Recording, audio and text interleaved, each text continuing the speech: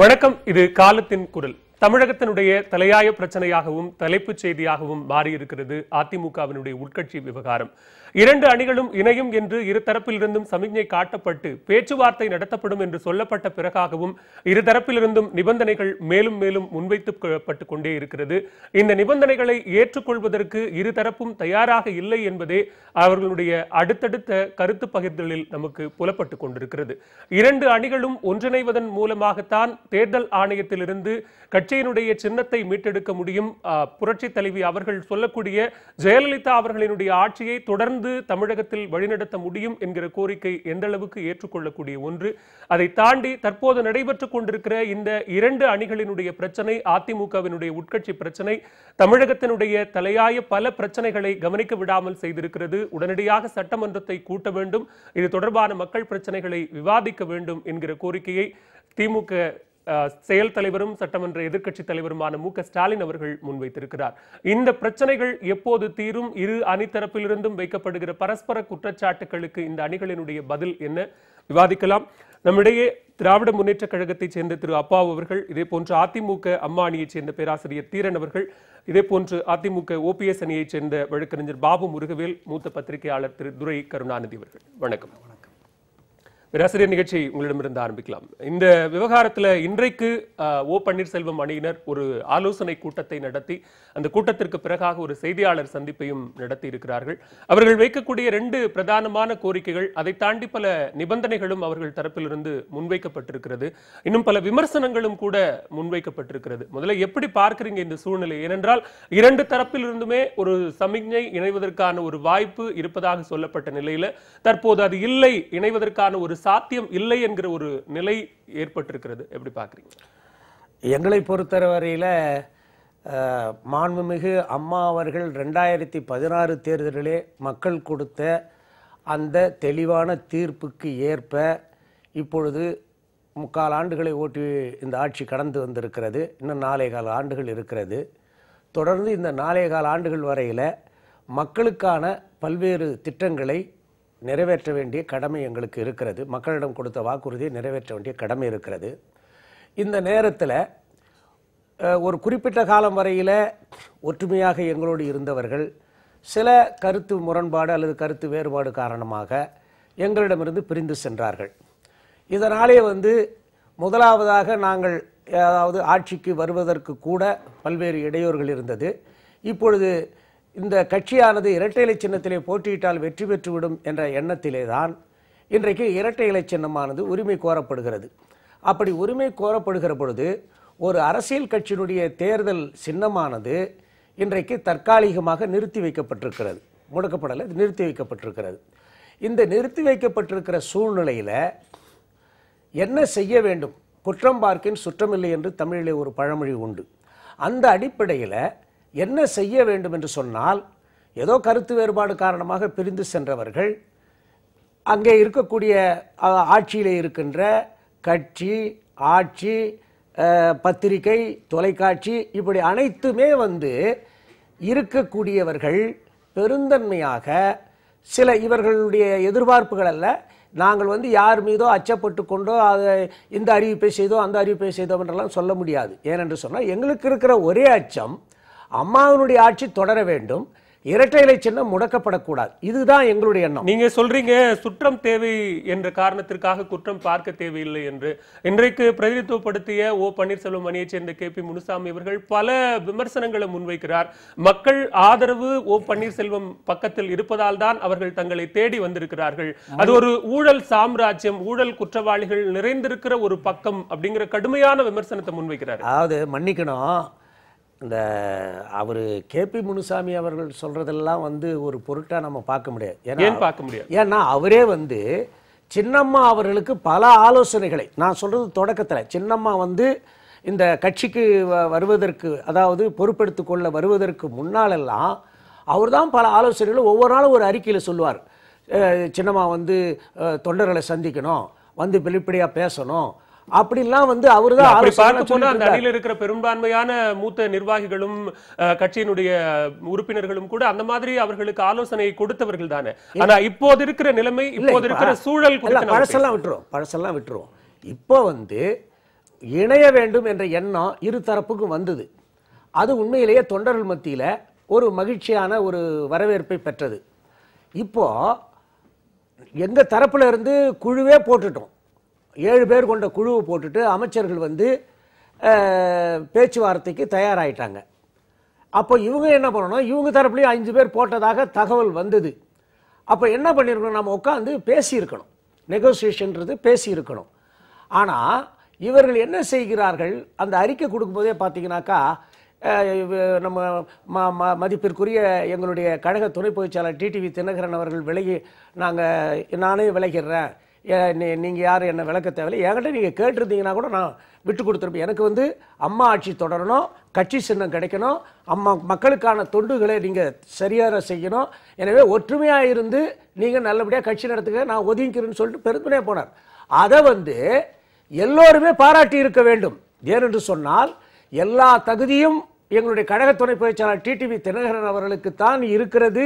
இருந்தாலும் கூட சில பல காரணங்களால் சரி இவங்க வந்து அவங்க ஒதுங்கி இருந்தா நல்லதுன்னு நினைக்கிறாங்க, அப்படி சரி அவரே விரும்புறாரு, அதனால ரொம்ப மகிழ்ச்சி. நீங்க சொல்லக்கூடிய அந்த நெகோசியேஷன் அப்படிங்கிறதுக்கு முன்னாடியே அவர்கள் வைக்கக்கூடிய பிரதானமான 2 கோரிக்கைகளை முதல்ல உங்களுடைய அணி ஏற்றுக்கொண்டிருக்கிறதா? முதல் விவகாரம், அவர் நீங்கள் சொன்னது போலவே நீங்கள் விலகி இருக்க வேண்டும் என்று கேட்டுக்கொண்டதனுடைய அடிப்படையில் அவர்கள் விலகி இருக்கிறார்கள். ஆனால் ஒட்டுமொத்தமாக அவர்களுடைய குடும்பம் கட்சியில் இருந்து விலக வேண்டும், குறிப்பாக தேர்தல் ஆணையத்தில் தாக்கல் செய்யப்பட்ட பிரமாண பத்திரத்தை வாபஸ் பெற வேண்டும், சசிகலா அவர்கள் பொதுச் செயலாளராக இருப்பதையும் டிடிவி தினகரன் அவர்கள் துணை பொதுச் செயலாளராக இருப்பதையும் ராஜினாமா செய்து அந்த கட்சியினுடைய சட்ட விதிகளுக்கு உட்பட்டு அறிக்கை வெளியிடப்பட வேண்டும் வரைக்கும் அவர்களுடைய நிபந்தனை தெளிவாக இருக்கிறது. இல்ல நான் தெரியாததான் கேட்கிறேன்.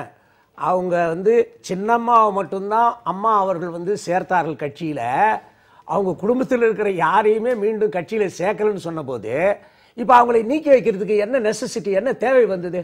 இது எல்லாமே முரண்பாடு. அதே தேவை ஏன் இங்க வந்தது? இல்ல அதே தேவை ஏன் உங்களுடைய அணிக்கு ஏன் வந்தது? ஏன் டிடிவி தினகரன் சார்ந்த குடும்பத்தினர் கட்சியிலிருந்து விலகி இருக்க வேண்டும் என்கிற கோரிக்கை ஏன் எடப்பாடி பழனிசாமியை சார்ந்த அணிக்கு ஏன் வந்தது? இல்ல இல்ல நாங்க வந்து எதற்காகனா எங்களுடைய நோக்கம் வந்து சின்னம் பாதுகாக்கப்படணும், இந்த ஆட்சி தொடரணும், மக்களுக்கு அம்மா கொடுத்த வாக்குறுதிகள் நிறைவேற்றப்படணும். இன்னும் இருக்கிற 4 ஆண்டுகள்ல நாங்க எல்லாத்தையும் நிறைவேற்றி முடிக்கணும். இன்றைக்கு கூட மாண்புமிகு தமிழக முதலமைச்சர் எடப்பாடி பழனிசாமி அவர்கள் ஒவ்வொரு நாளும் மிக அற்புதமான திட்டங்களை அறிவிச்சிருக்கிறார். நேற்று கூட பாத்தீங்கன்னாக்கா அந்த நீராபானம் நாங்க வந்து 2015 மாண்புமிகு அம்மா அவரிடம் கொடுத்த கோரிக்கை அது. நம்ம இந்த கல் இறக்க அனுமதி கோரும் சங்கத்தை சேர்ந்த நல்லசாமி அவர்கள், அரச்சலூர் செல்வம் போன்றவர்கள் செயல்பாடு பட்டியலிடப்பட்டிருக்கு.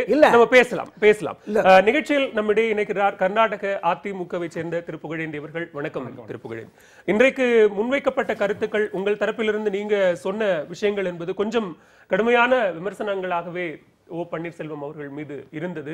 இந்த இணைப்பு சாத்தியம் இல்லை என்று ஒருபுறம் பேசிக் கொண்டிருக்கிற சூழ்நிலையில் அவர்களுடைய நிபந்தனைகள் அதிகரித்துக் கொண்டே இருக்கிறது. அந்த நிபந்தனைகளின் பட்டியல் அதிகரித்துக் கொண்டே இருக்கிறது. கட்சியிலிருந்து விலகி இருந்தாலும் கூட டிடிவி தினகரனோ சசிகலாவோ தான் மறைமுகமாக அதிமுகவை வழிநடத்துவார்கள் என்கிற ஒரு நிலைப்பாடு இருக்கிறதா? பேராசிரியர் தீரன் அவர்கள் இங்கே பல கருத்துக்களை சொன்னார்கள். எனக்கு புரியவே இல்லை சார். என்னன்னு கேட்டீங்கன்னா, நான் வந்து ஒதுங்கிடுறேன், நான் இந்த கட்சிக்கும் ஆட்சிக்கும் எந்த பாதகமும் ஏற்படக்கூடாதுன்னு சொல்லி பெருந்தன்மையாக ஒரு ஸ்டேட்மெண்ட்டை கொடுத்து, யாரும் எதிர்பார்க்காத ஒரு நிலையில் கொடுத்து, அவர் அமைதியான பின்னாடி கூட அவரை பற்றி பேசுறது, 4 ஆண்டுகள் சிறை தண்டனை வழங்கப்பட்டதை ஏற்றுக்கொண்டு சிறையிலே இருக்கின்ற அவர்களை பற்றி பேசுவது, நெவர் எண்ட் ஆயிடுச்சு. இந்த ப்ராப்ளம்ஸ் கோஸ் ஆன் கண்டினியூஸ்லி. இது ஏன் பண்ணிட்டு இருக்காங்கன்னு புரியவே மாட்டேங்குது. ராஜினாமா கொடுங்க, இல்லைனா அவங்கள ஏதாவது பண்ணுங்க. இது ஏன் இப்படியெல்லாம் இப்போ நாளொரு பொழுதும் மேனியும் இதே பணியாகிவிட்டது. இவர்கள் நான் ஓப்பனாக சொல்லி துணை பொதுச் செயலாளரை பற்றி பேசாமல் இவர்களால் இருக்கவே முடியவில்லை. ஆகவே அதுவே பெரிய வெற்றியாக நினைக்கிறேன் நான். நீங்க வைக்கக்கூடிய அந்த வாதங்கள் ஏற்றுக்கொள்ளக்கூடியதாக அவர்கள் தரப்பு இரு தரப்பில் இருந்து உங்களுக்கு ஒட்டுமொத்த எல்லாருடைய நோக்கம் என்பது கட்சியை பாதுகாக்க வேண்டும், சின்னத்தை மீட்டெடுக்க வேண்டும், ஆட்சியை வழிநடத்த வேண்டும் என்பதுதான். நீங்கள் சொல்வது மாதிரி இதற்கு முன்னதாக அதிமுகவினுடைய பாரம்பரியத்தை மீட்டெடுத்தவர்கள் எம்ஜிஆர் அவர்களாகவோ ஜெயலலிதாவாகவோ இருந்தாலும் கூட பன்னீர்செல்வம் யாரோ அப்படிங்கிற ஒரு வாதத்தை முன்வைக்கிறீர்கள். அதே கேள்வியைத்தான் அவர்கள் மீண்டும் கேட்கிறார்கள். மக்கள் ஆதரவு எங்கள் பக்கம் இருப்பதால் தான் நீங்கள் எங்களை தேடி வருகிறீர்கள், இணைப்புக்காக எங்களை நாடி வருகிறீர்கள் என்கிற வாதத்தை அவங்க என்னுடைய சொந்த கருத்து.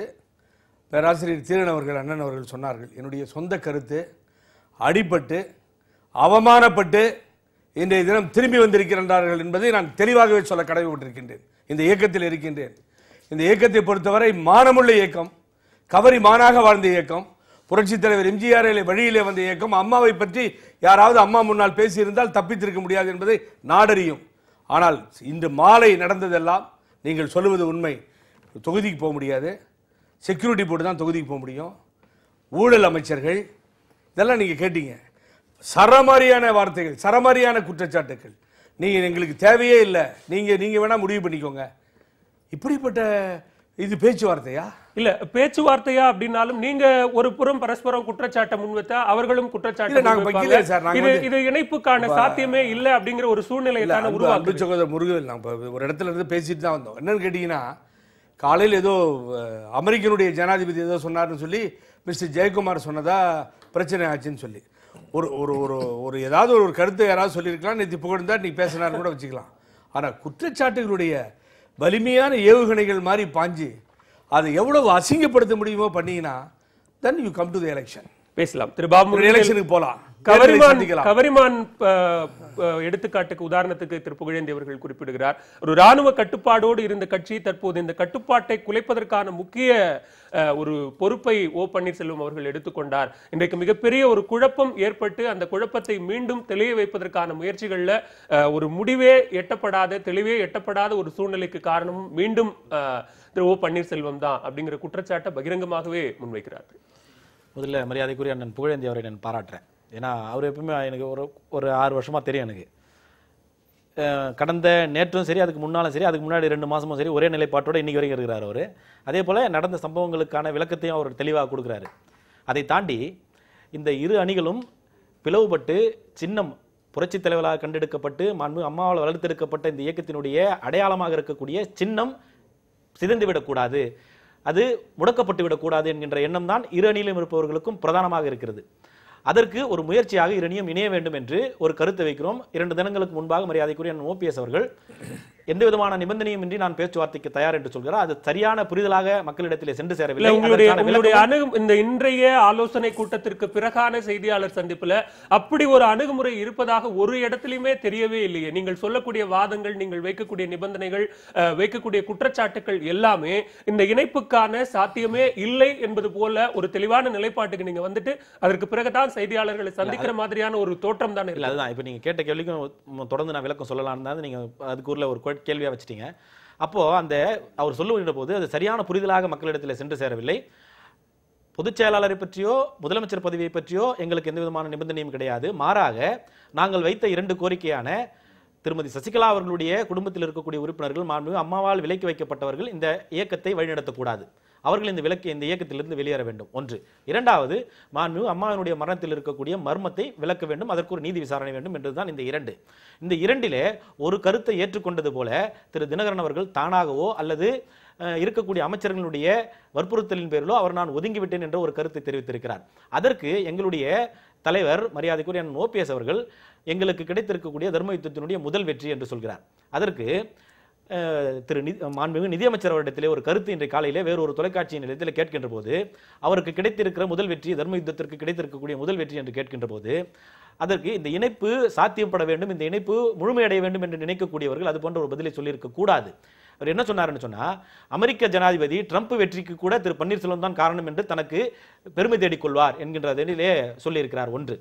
2வது, முதல் கோரிக்கையாக நாங்கள் அவர்களை விலக்கி வைக்க வேண்டும். ஒவ்வொரு விஷயமாக இரு தரப்பிலிருந்தும் இவர்கள் செய்தியாளர் சந்திப்பு அப்படிங்கிற இந்த மாறி மாறி நடக்கக்கூடிய விஷயத்துல இதே விவகாரம் அவர்கள் சேர்ந்த திரு வைத்திலிங்கம் அவர்கள் கிட்ட இதே கேள்வியை முன்வைக்கிற போது அவர் என்ன சொல்றாருன்னா, ஏதோ ஒரு வார்த்தை தவறி பேசி இருக்கலாம், ஒவ்வொரு வார்த்தைக்கும் அர்த்தம் கற்பிக்க கூடாது, நியாயம் கற்பிக்க கூடாது, அதையெல்லாம் மறந்துவிட்டு தற்போதைய தேவை 2 அணிகளும் ஒன்றிணைய வேண்டியது, நம்முடைய இலக்கு என்னமோ அதை நோக்கி நாம் பயணிக்க வேண்டும், எந்த இடத்திலும் ஒரு சலசலப்பு இருக்கக்கூடாது அப்படிங்கிறார். அதே நேரத்தில் இப்படி சொன்ன உடனாகவே செய்தியாளர் சந்திப்புல KP முனுசாமி அவர்கள் சொல்லுகிறார், எங்களுக்கு வரக்கூடிய செய்திகள் எல்லாமே இது ஏதோ ஒரு திட்டமிட்ட நாடகம் அப்படிங்கறத உறுதிப்படுத்துவதாக இருக்கிறது அப்படிங்கிற ஒரு விஷயத்தை முன்வைக்கிறார். இது மீண்டும் மீண்டும் பரஸ்பரம் இப்படியே சொல்லிட்டு போயிட்டே இருக்கக்கூடிய ஒரு சூழ்நிலை தான் இங்க இருக்கிறது.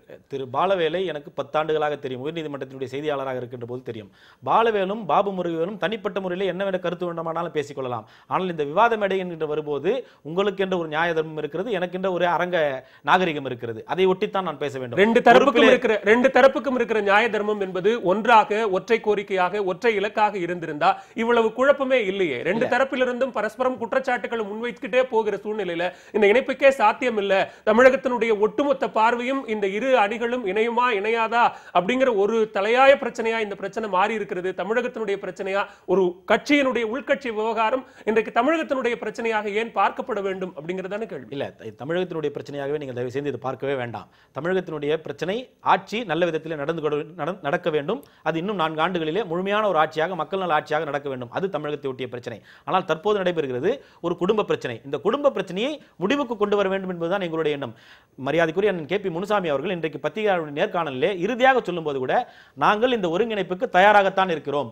ஆனால் அவர்கள் தரப்பு ஏதோ நாடகம் நடத்துவதை போல, யாரோ பின்னிருந்து இயக்குவதை போல அவர்களுடைய நடை உடை பாவனைகள், அவர்களுடைய பேச்சு வெளிப்பாடுகள் இருக்கிறது. இது எங்களுக்கு என்ன புரிதலை ஏற்படுத்துகிறது என்று சொன்னால், இது போல அவர்கள் பேசி எங்களை அவர்கள் அணிக்குள்ளே கொண்டு வந்து அங்கே ஒரு குழு, 2 பேர் குழு அமைத்திருக்கிறோம், அந்த 2 குழுக்களும் பேசியது. இந்த பேச்சிலே திரு பன்னீர்செல்வம் அவர்கள் எங்களுக்கு இந்த நிபந்தனைகளை வைத்தால் பதவி வேண்டும், முதலமைச்சர் பதவி வேண்டும், பொதுச் செயலாளர் பதவி வேண்டும் என்று நாங்கள் அவரை வற்புறுத்தினோம் என்று ஒரு பழியை எங்கள் மீது சுமத்தி மீண்டும் எங்களை வெளியேற்றி விடுவார்களோ என்ற புரிதலை எங்களுக்கு இது ஏற்படுத்தியது. அதன் காரணமாக குறுக்கிட விரும்பினாங்க. யார் பின்னிருந்து இயக்குகிறார்கள் வெளிப்படையாகவே இது முதல்ல வந்து பிரச்சனை இரட்டை எலெக்ஷன் ஏன் முடக்கப்படுது?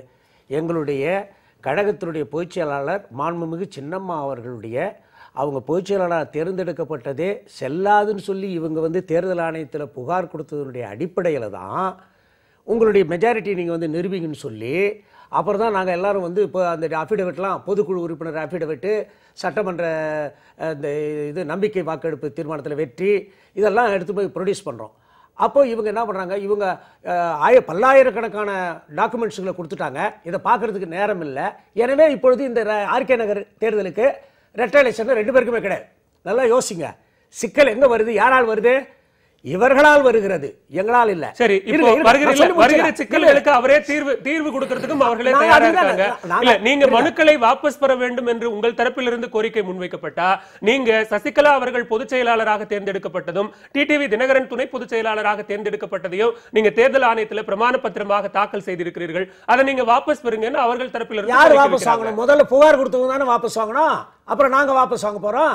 இதுல யாருங்க? ஆனா அது வாபஸ் வாங்குவதற்கான நடவடிக்கைகள்ல இருதரப்பும் ஈடுபடவே இல்லை. 2 தரப்பும் 2 பக்கம் செய்தியாளர்களை சந்தித்து இந்த மாதிரியான குற்றச்சாட்டுகளை சொல்லிட்டு நல்லா கேளுங்க. புரட்சி தலைவர் பாடின பாடல் வரிகளுக்கு இணங்க ஒரு தாய் வயிற்றில் பிறந்த இது மத்தியில பிரிவு வந்தால் பின்பு உறவு வரும்னு அவர் பாடின பாடல் வரிகளுக்கு இணங்க பெருந்தன்மையா நாங்க, இன்னும் சொல்ல போனால் என்னுடைய தனிப்பட்ட கருத்து, டிடிவி தினகரனை பொறுத்தளவில் வந்து அவர் வந்து அதாவது ஒரு கரிஸ்மேட்டிக் லீடர்ஷிப்னு சொல்லக்கூடிய அளவிற்கு இருக்கக்கூடிய ஒருவர், அவரே வந்து என்ன பண்றாரு, இந்த குழப்பத்தை பார்த்துட்டு நானே விலகிக்கிறேன்னு சொல்றார். உண்மையிலே சொல்ற, மனசாட்சி உள்ள யாரா இருந்தாலும் சரிதான், அது எதிரியா கூட இருந்தாலும் சரிதான், பரவாயில்லப்பா நாம இன்னும் தப்பா நினைச்சிட்டோம், அவங்க நல்ல இது வந்து பாராட்டுறோம் அப்படின்னு சொல்லலாம். முதல்ல வெற்றின்னு சொல்லலாமா? அண்ணன் தம்பிக்குள்ள சண்டைன்னு சொல்றீங்கல்ல, வெற்றின்னு சொல்லலாம். எனக்கு திருப்தி அளிக்கிறது, நாங்கள் எதிர்பார்த்தது நடந்து கொண்டிருக்கிறது அப்படின்னு சொன்னா கூட வெற்றினா என்ன? அப்போ எங்களுக்கு தோல்வியா? ஆக இந்த முதல்ல இந்த சிக்கலை ஏற்படுத்துறதே அதனால தான் நான் சொல்றேன், இவங்க யாருக்காருடைய தாளத்துக்கோ இவர்கள் இது ஆடுறாங்க. நாங்கள் வந்து நாடகம் நாங்கள் நடத்தலை, நாங்கள் வந்து புரட்சி தலைவருடைய அந்த ரெட்டலை சின்னம் முடக்கப்படக்கூடாது, அனைத்து இந்திய அண்ணா திமுகவினுடைய அம்மா ஆட்சியானது 4 ஆண்டுகள் தொடர்ந்து மக்களுக்கு தொண்டு செய்ய வேண்டும். இதுக்காக தான் நாங்கள் கொஞ்சம் இறங்கி கூட, ஏன்னா எங்களுக்கு மெஜாரிட்டி இருக்கு, ஆட்சி இருக்கு, கட்சி இருக்கு, பத்திரிகை இருக்கு, எல்லாம் இருக்கு. இருந்தாலும் கூட யாரு நம்மளோட இருந்தவங்க தானே, குற்றம் பார்க்கின் சுற்றம் இல்லை, போவோம். ஒருவர் பொறை இருவர் நட்பு என்ற தமிழ் வார்த்தைக்கு இவர்களுக்கு அர்த்தம் தெரிந்தால் இதெல்லாம் பெருசுபடுத்த மாட்டாங்க. பேசலாம் திரு துரை கருணாநிதி. இந்த விவகாரத்துல தொடர்ச்சியாக ஒரு சாத்தியம் இல்லாத ஒரு சூழ்நிலை. முதல்ல ஏதோ ஒரு இணைந்து விடுவார்கள், உடனடியாக நாளைக்கே இந்த இணைப்பு சாத்தியமாகிவிடும் என்பது போல தோன்றிய இந்த தோற்றம் கொஞ்சம் கொஞ்சமாக மங்கிக் கொண்டே வருகிறது.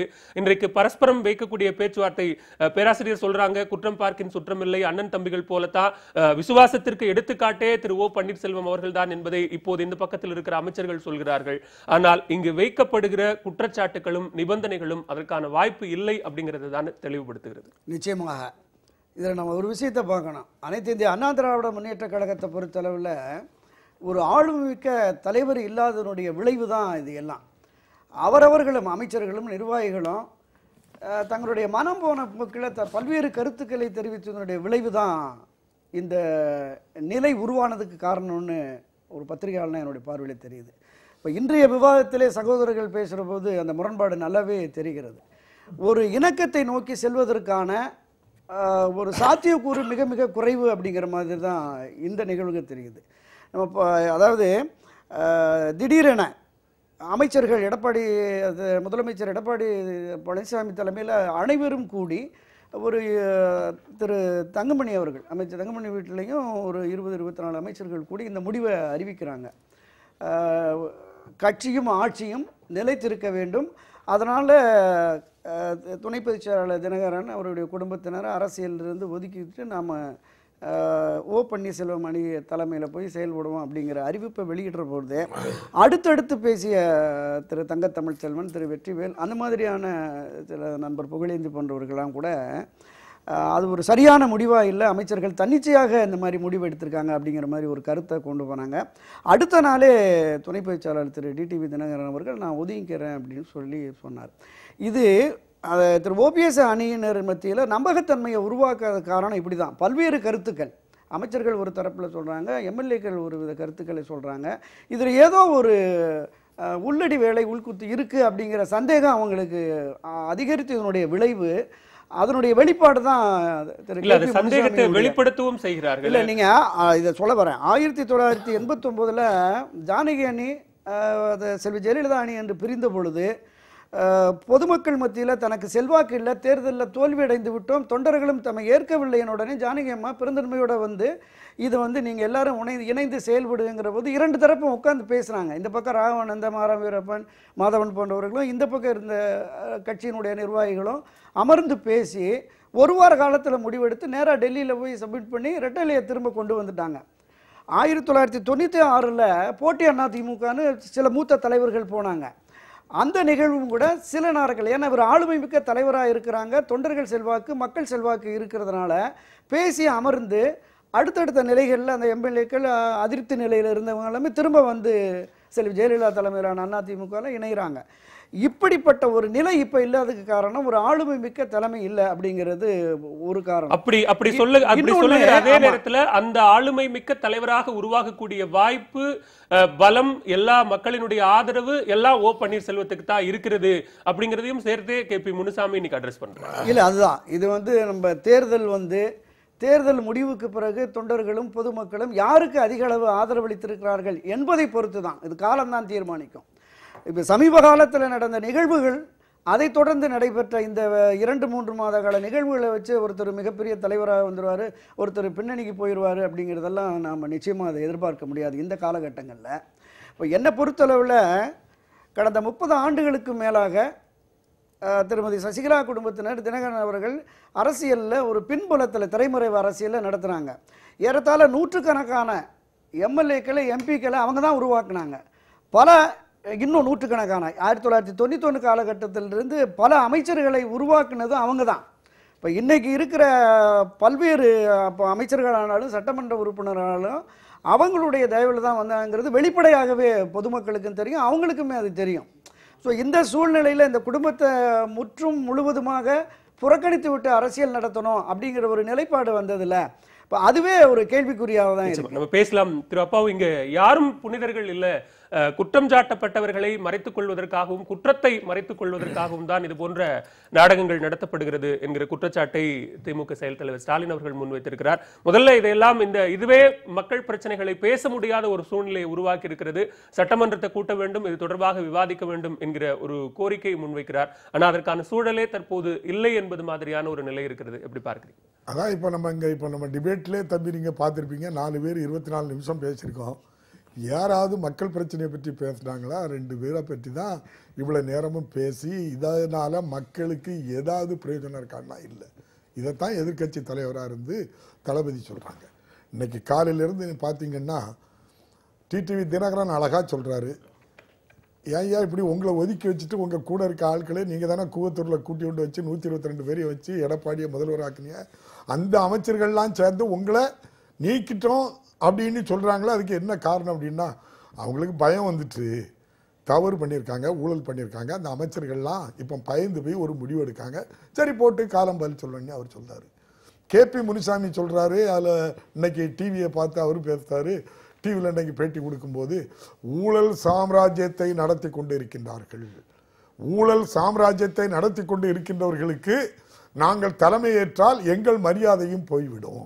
அப்போ அவங்க ஓபிஎஸ் ஒருபோதும் இந்த இப்போ இருக்க முதல்வர் கூவத்தூரில் உள்ள 122 எம்எல்ஏயும் தேர்ந்தெடுத்த முதல்வர், இவர் எடப்பாடி பழனிசாமியை தேர்ந்தெடுத்த எம்எல்ஏ எங்க ஓபிஎஸ்ஐ எடுக்கக்கூடாதுன்னு இவர் உத்தரவு தருவாரா?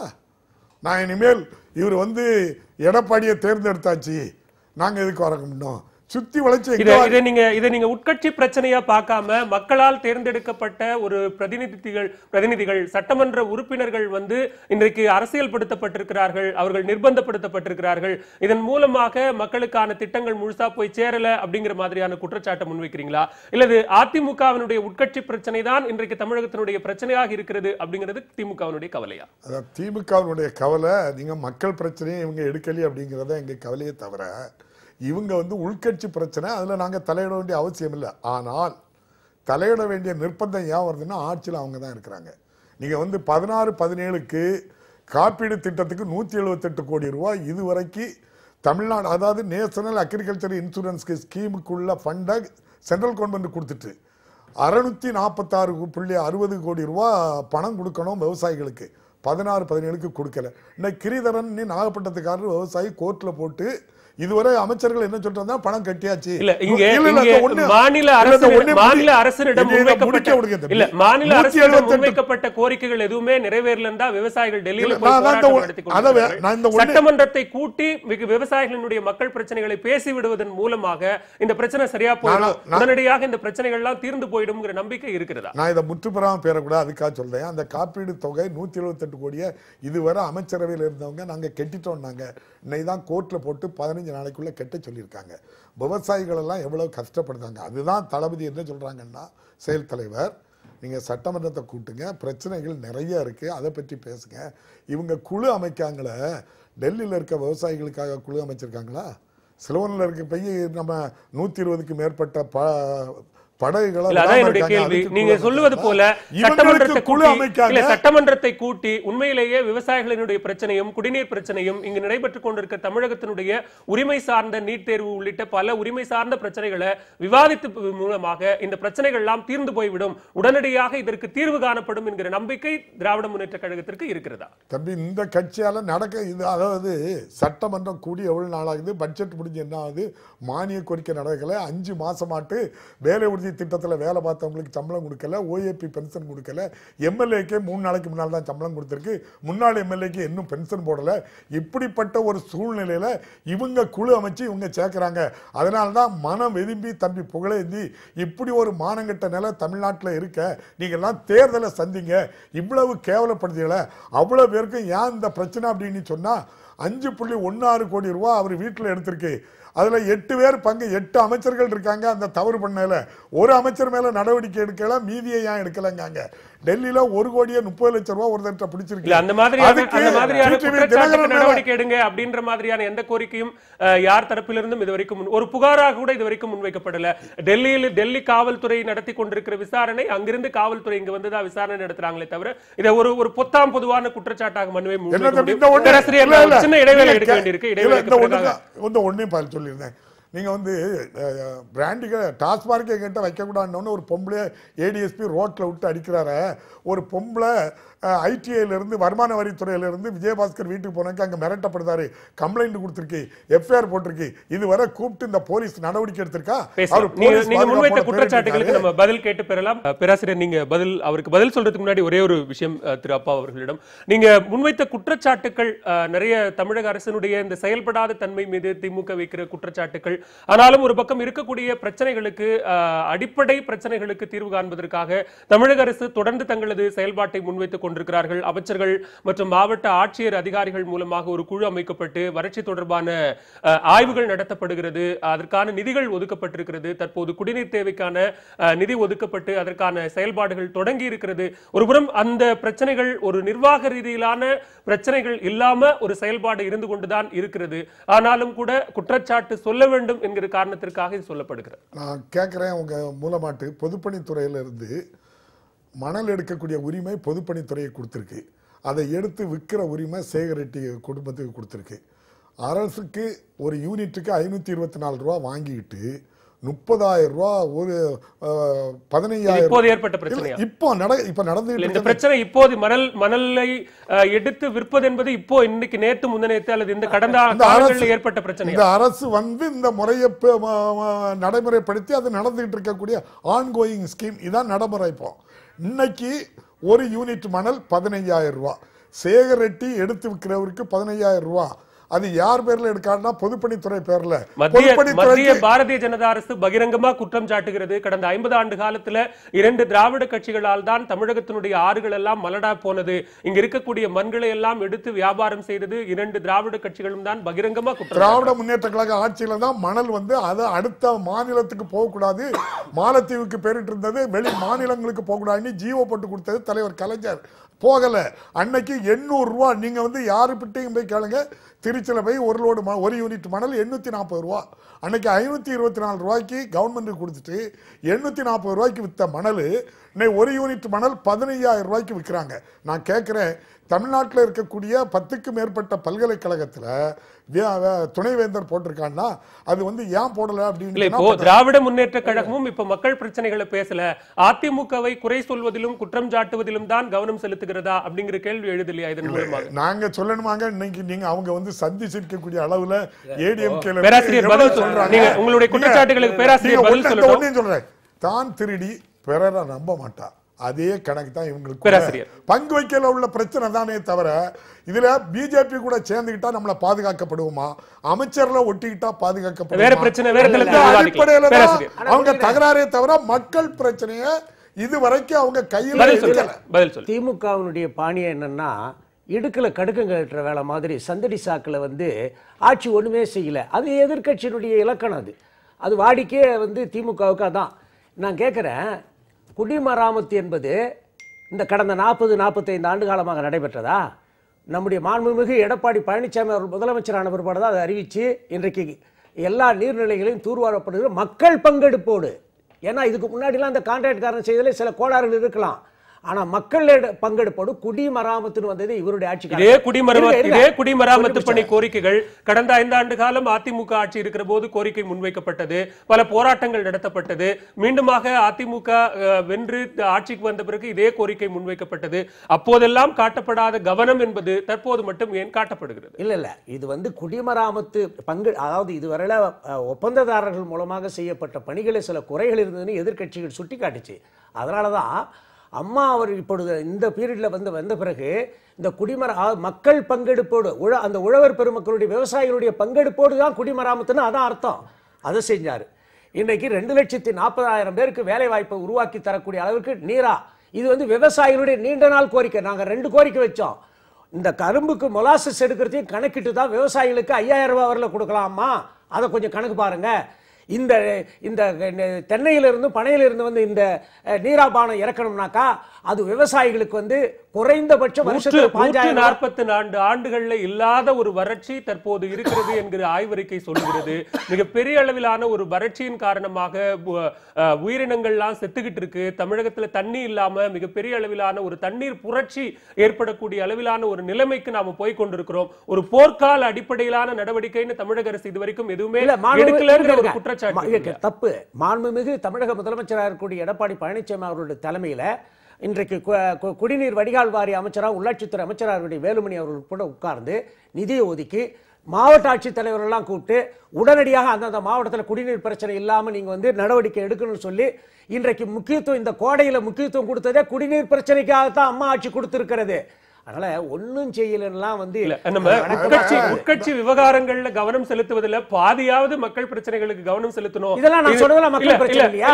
அந்த மாதிரியான ஒரு கவனம் செலுத்தவில்லை. அதனால தான் இன்றைக்கு ஒரு செயல்படாத அரசாக அதிமுக அரசு இருக்கிறது அப்படிங்கிற குற்றச்சாட்டு. மீனவருடைய படகுக்கு வந்து இவங்க ஆட்சி காலத்துல வந்து படகே மீட்டு தரப்படல. ஆனா இன்னைக்கு அந்த இழந்த படகுகளுக்கு 5 லட்சம் ரூபாய் இன்றைக்கு அம்மாவுடைய அரசு கொடுத்து கொண்டிருக்கிறது. எதனை நாங்க குறை வச்சு யாருக்கு குறை வச்சோம்? இல்ல, நியாயமாக செய்யக்கூடிய எல்லா செய்ய வேண்டிய விஷயங்கள், அரசாங்கம் செய்யக்கூடிய விஷயங்களுக்கெல்லாம் அதிமுக அரசு கிளைம் பண்ணிக்கிறது அப்படிங்கிறது சரியான ஒன்றாக. நாங்க வந்து கடுமையான வெள்ளம், இந்த கடுமையான வறட்சி, இந்தியாவிலேயே வறட்சி நிவாரணம் கொடுத்த ஒரே அரசு தமிழக அரசு, அம்மாவுடைய அரசு. அதனால வந்து இவங்க ஆட்சியெல்லாம் ஒண்ணுமே வறட்சி நிவாரணம் தரப்படல. அதனால இருங்க நீங்க பேச குறிக்கல. அதாவது இந்த குறையை இப்ப மக்கள் பிரச்சனையை பேசுறதுக்கு இவங்க வந்து இவங்க ஆட்சி காலத்துல எல்லாமே நடந்ததா? நான் ஒரே ஒரு கேள்வி கேட்கிறேன். இந்த மணல் திருட்டை இவங்க தான் தொடங்கி வச்சாங்க. அவங்க ஆட்சி காலத்துல இருந்தவங்க தான். இல்ல, அவங்க தொடங்கி வச்சாங்க அப்படிங்கிறதுக்காக நீங்க தொடரலாம் இல்ல, அதைத்தான் நான் சொல்ல வரேன். சிண்டிகேட் அமைச்செல்லாம் வந்து வேலை நடத்தப்போ இப்ப என்ன பண்ணாங்க, அம்மா வந்து அரசு கஜானாவுக்கு வர்ற மாதிரி அந்த மணல்ல இவங்க சொல்றாங்களே, எனக்கு நல்லா தெரியும். நான் எங்க இப்போ வீடு கட்டிட்டு இருக்கிறோம், அதில் நான் வாங்குறது சொல்கிறேன். அங்கே வந்து யார்டில் விற்கிறத விட எங்கே ஒரு யூனிட் மணல் இவர் சொல்கிற மாதிரி என்னது 15,000 ரூபாய் அது மாதிரிலாம் கிடையாது. என்னன்னா ஒரு லோடு 4 யூனிட் மணல். அதைத்தான் இவர் அண்ணன் சொல்றாரு. இன்னும் நிறைய பிரச்சனைகள் இருக்கு, நம்ம பேசணும், நேரம் குறைவாக இருக்கிறது. ஒரு பதில் அதாவது இப்ப இருக்கிற பிரச்சனையே மக்கள் பிரச்சனைகள்ல அம்மா அரசு போல நடவடிக்கை எடுக்கிற அரசு இல்லை.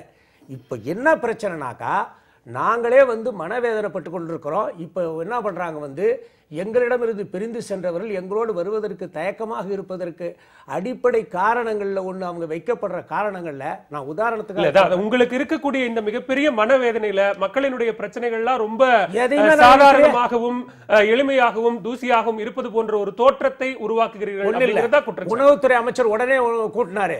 எந்த இடத்துல பருப்பு கிடைக்கல, எந்த இடத்துல எண்ணெய் கிடைக்கல, உடனடியாக நடவடிக்கை எடுக்க சொல்லி உணவுத்துறை அமைச்சர் காமராஜ் அவர்கள், மாண்புமிகு காமராஜ் அவர்கள் வந்து உடனே நடவடிக்கை எடுக்கிறாரு. வருவாய்த்துறை அமைச்சர் உதயகுமார் என்ன பண்றாரு, வருவாய்த்துறை இதெல்லாம் வச்சு என்ன பண்றாரு வந்து உடனடியாக நீங்கள் மக்களிடம் சென்று அவங்களுக்கு ஓஏபி பென்ஷன்ல இருந்து எல்லாம் எதுவும் பாக்கி வைக்கக்கூடாதுன்னு சொன்னார். ஆக இன்றைக்கு அம்மாவுடைய அரசு மாவட்ட மக்களை சந்திக்கிறாங்க. நம்ம மாண்புமிகு முதலமைச்சர் இது எடப்பாடி பழனிசாமி அவர்கள் திருச்சியில் போய் மக்கள் நலத்திட்டங்களை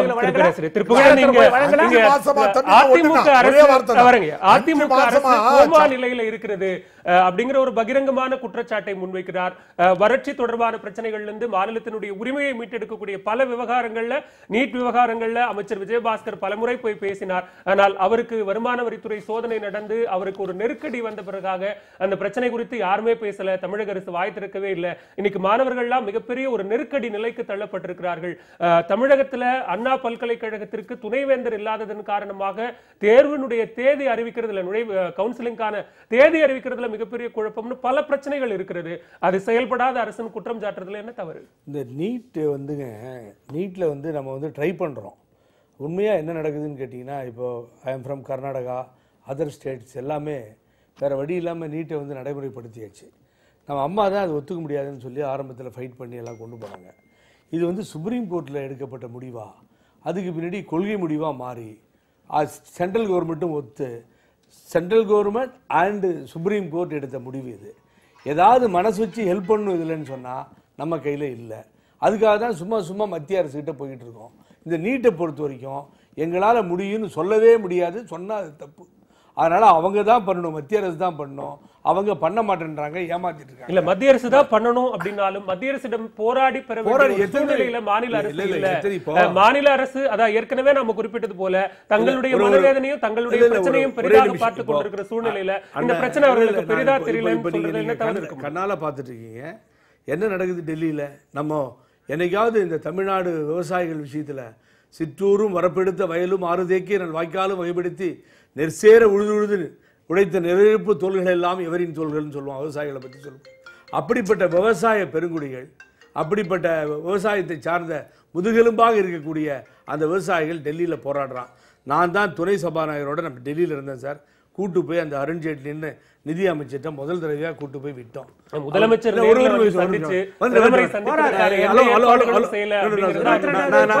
நான் கம்ப்ளீட் பண்ணிடுறேன். இல்லை நான் என்ன பிரச்சனைனா இந்த பிரதம மந்திரியை யாரும் பார்க்க முடியல சார், என்னை கோச்சிக்காதீங்க. இவர் மிஸ்டர் எடப்பாடி பழனிசாமி போனோடனே ஒரு பாத்திர போடுறா, அதெல்லாம் கிடையாது, அது நடக்காது. அங்கே வந்து நிர்வாணமாக அழைகின்ற ஒரு சூழ்நிலை டெல்லி மண்ணிலே நாம் முன்வைக்கிற குற்றச்சாட்டை இதுவரைக்கும் தமிழக அரசு பகிரங்கமா முன்வைக்கவே இல்லையே. பிரதமர் சந்திக்க மாட்டேங்கிறார், பிரதமர் தங்களை சந்திப்பதற்காக விவசாயிகள் பிரச்சனை குறித்து அவர்கள் கவலைப்படல. 40 நாட்களை தாண்டி இன்றைக்கு நடுசாலையில விவசாயிகள் போராடி கொண்டிருக்கிறார் அப்படிங்கிற அந்த கவனத்தை ஈர்க்கும் விதமா தமிழக அரசு போய் சந்திக்கிறது, பேச்சுவார்த்தை நடத்துகிறது. எல்லா கட்சிகளும், எல்லா கட்சி தலைவர்களும், எல்லா அமைப்பை சார்ந்தவர்களும் தான் போய் பேசுறாங்க. பேராசிரியர்களும் சொல்றாரு, நானும் சொல்றேன், எல்லாரும் சொல்றோம்.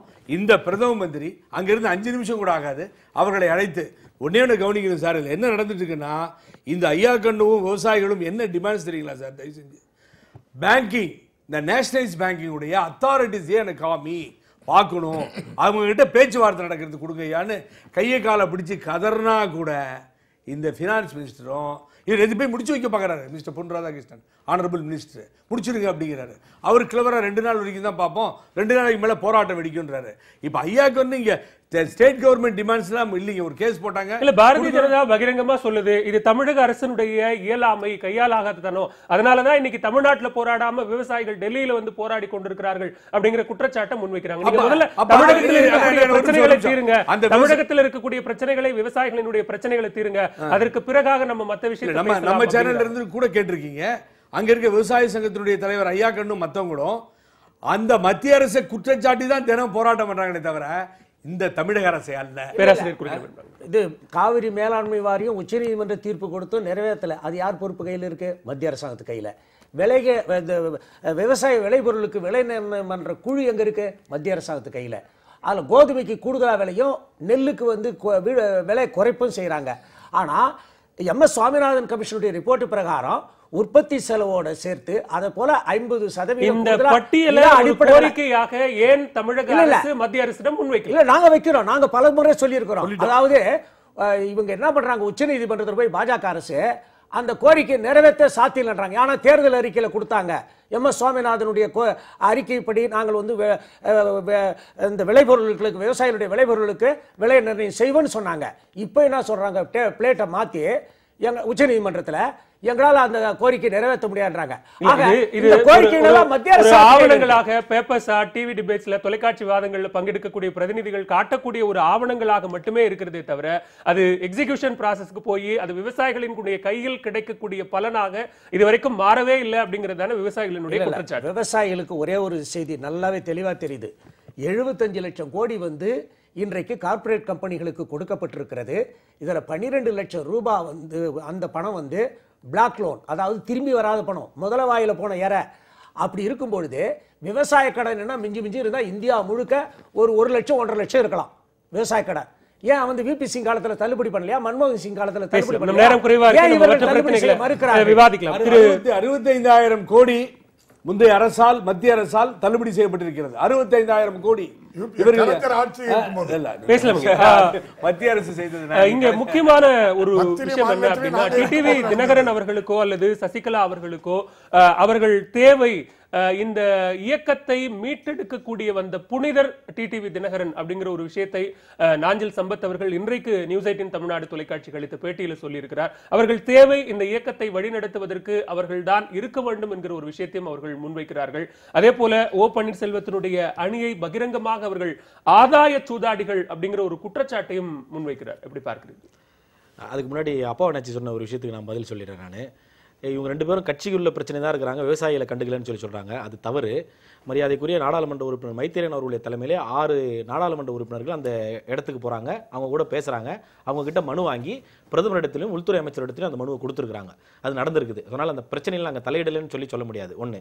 இன்னொன்று, மாண்புமிகு அம்மா அவர்கள் இருக்கின்ற போது 2வது முறையாக ஆட்சி அறையிலே அமர்ந்த பிறகு மாண்புமிகு அம்மாவை இயற்கை எண்ணெய் தன்னுடைய அரவணைத்துக் கொண்ட பிறகு இந்த சூழ்நிலையை நமக்கு சாதகமாக பயன்படுத்திக் கொள்ள வேண்டும் என்று வழக்கமாக திராவிட முன்னேற்ற கழகத்தினுடைய குழம்பிய குட்டையில் மீன் பிடிக்கக்கூடிய தனமாக மரியாதைக்குரிய அண்ணன் முதலமைச்சராக பன்னீர்செல்வம் அவர்கள் இருக்கின்ற போது அவருடைய நடவடிக்கையை பாராட்டுவதோடு பாராட்டி இந்த இயக்கத்திற்குள்ளே ஒரு பிரிவிலையை உண்டு பண்ணிவிட்டு செஞ்சுட்டு நான் வாயார புகழ்ந்தேன், நல்லா ஆட்சி இருக்குது உங்களுக்கு, நீங்க நல்லா இருக்கணும், நீங்க 4 வருஷமா நீங்க தான் இருக்கணும் அப்படின்னு சொல்லி அண்ணன் துரைமுருகன் அவர்கள் சொல்கிறார். முடிஞ்சதுக்கு அப்புறம் இந்த பிரச்சனை வந்துருச்சு.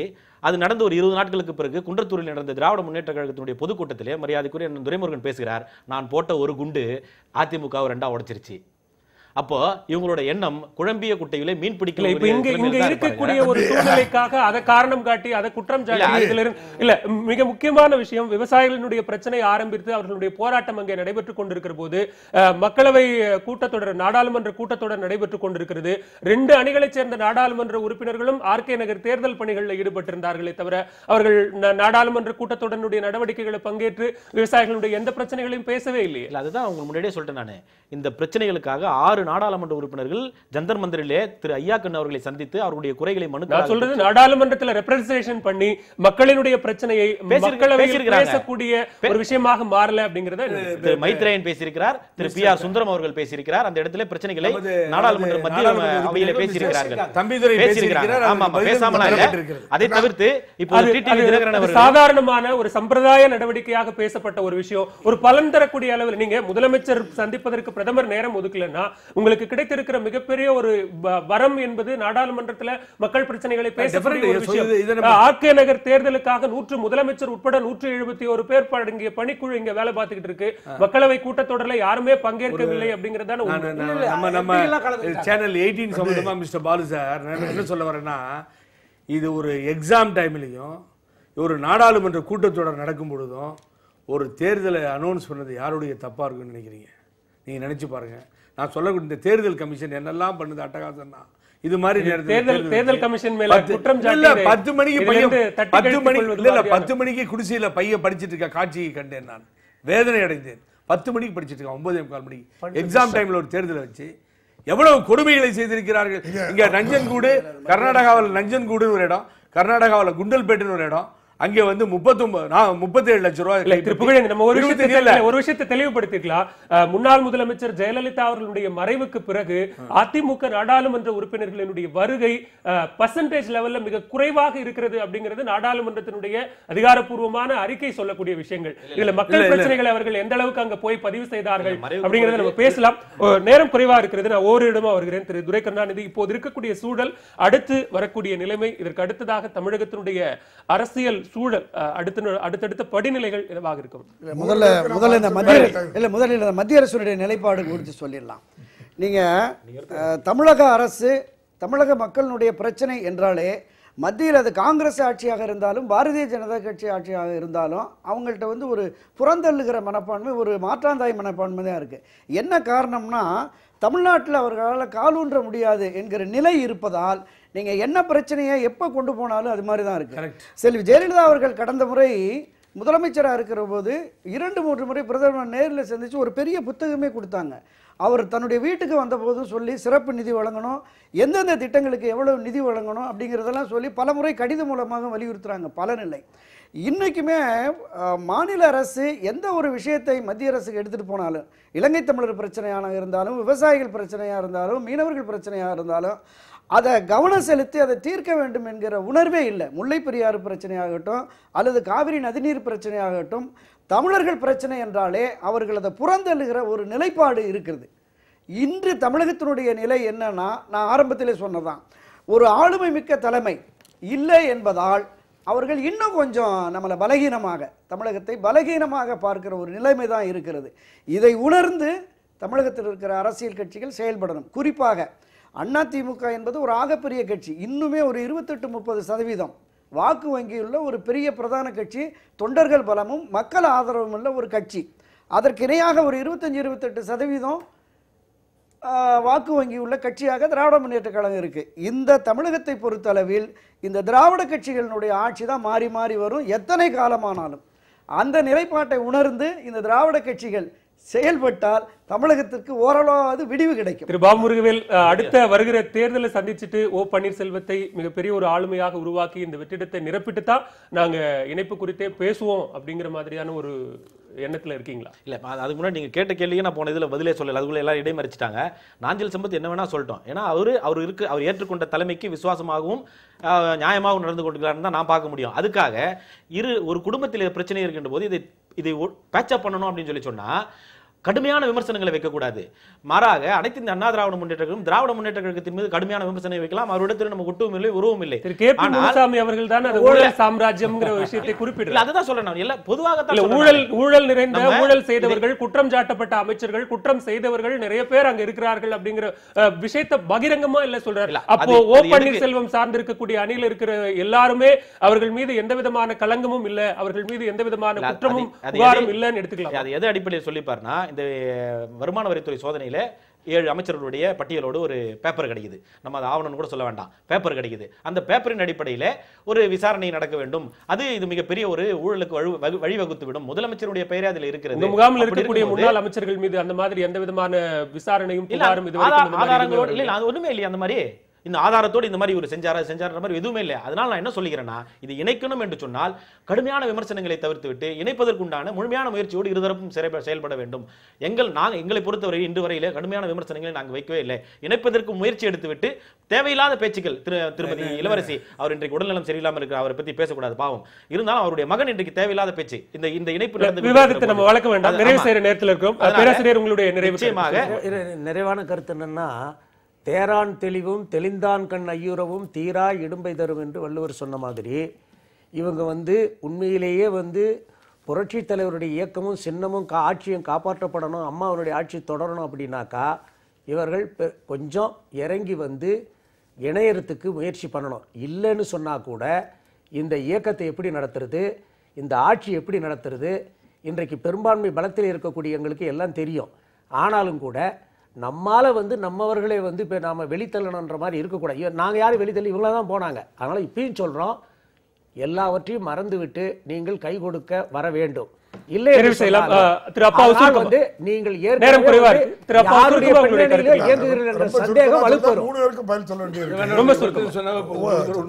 அதாவது விவசாயிகள் பிரச்சனைக்காக இப்போது இருக்கக்கூடிய எடப்பாடி பழனிசாமி அவர்கள் பிரதமரை சந்திக்க நின்று ஒருபோதும் ஒரு கடிதம் எழுதி நேரம் கேட்டது கிடையாது. ஓபிஎஸ் அவர்கள் அதே போல இன்னைக்கு மத்தியில் இருக்கக்கூடிய மோடியோட நெருக்கமா இருக்காங்கன்னு பரவலாட்டு எல்லாரும் பேசப்படுது. இதுவரை அவர் போய் இவ்வளவு சங்கடப்படுத்த விவசாயிகளை பற்றி பேசுறவர். அதுக்கு முதல்வரை நாம் பிரதமரை சந்திக்க அப்படின்ட்டு சொல்லலை. அதே போல கரும்புக்கு 3 வருஷமா 2400 கோடி ரூபாய் இருக்கு. அதை வசூல் பண்ணி கொடுக்கறதுக்கு இவங்க எந்த முயற்சியும் பண்ணலை. ஆனால் நேற்று பாரத பிரதமர் சொல்லியிருக்காரு, நாங்கள் எங்கள் காரில் இருக்க சிவப்பு விளக்கெல்லாம் எடுத்துருந்தோம் அப்படின்னோடனே, அதே போல் இன்றைக்கி தமிழ்நாடு முதல்வர் ஓடி போய் அந்த சிவப்பு விளக்க தூர மாற்றிட்டு நேரே அருமையான திட்டம் தந்திருக்காரு அப்படின்னு சொல்லி பாராட்டினா, 2 பேரும் பாரத பிரதமர் மோடிக்கு பாரதிய ஜனதா ஆட்சிக்கு தான் செய்த ஊழலை மறைக்க மிகப்பெரிய அடிமைகளா இருந்த நீட் தேர்வு உட்பட எந்த பணியையும்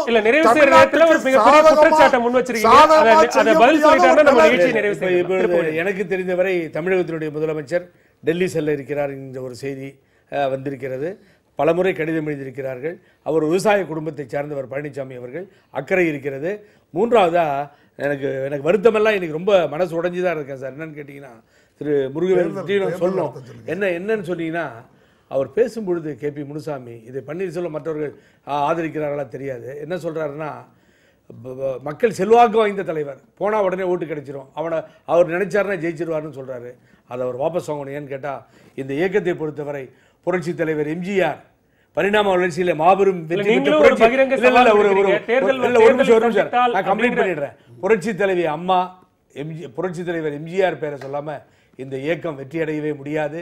அதை மறந்தால் மறந்து விட வேண்டும். ஆனா இங்க என்ன தப்பு நடந்திருக்குன்னு கேட்டீங்கன்னா, பயணிக்க ஒரு நல்ல தலைவரை ஒதுங்கியோ வைத்து விட்டார்கள்.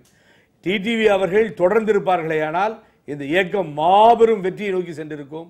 அன்பார்ச்சுனேட் அவர் ஒதுங்குறேன்னு சொன்னது இந்த நிகழ்வுகள். அப்ப பலத்தை நிரூபிப்பதற்கு தேர்தல் வர வேண்டும். யார் பலசாலின்னு தேர்தல் முடிவுகள் மூலமாகத்தான் தெரிய வரும். அதுதான் உங்களுடைய இல்ல அவர் என்ன சொன்னார்னா, தேர்தல் களத்துக்கு போனா உள்ளேயே போக முடியாது, போலீஸ் எல்லாம் வரும், போலீஸ் கூட்டு தான் நாங்க போறோம்னு சொல்லி சொன்னார். 122 பேர் இருக்க இந்த கட்சியை பார்த்து அவர் சொல்லியிருக்கார் முனுசாமி. நான் என்ன சொல்லுகிறேன்னா, தேர்தல் நடந்திருந்தா ஒரு மாபெரும் வெற்றி ஆர்கே நகரில் பெற்றிருப்பார் டிடிவி தினகரன் அவர்கள். எந்த நேரத்திலும் தேர்தலையும் சந்திக்க நாங்கள் நன்றி. நிகழ்ச்சியில் பங்கேற்று உங்களுடைய கருத்துக்களை பதிவு செய்த விருந்தினர்கள் 5 பேருக்கும் நன்றி. மீண்டும் ஒரு காலத்தின் குரல் நிகழ்ச்சியில் சந்திக்கலாம். நன்றி, வணக்கம். சந்திப்போம்.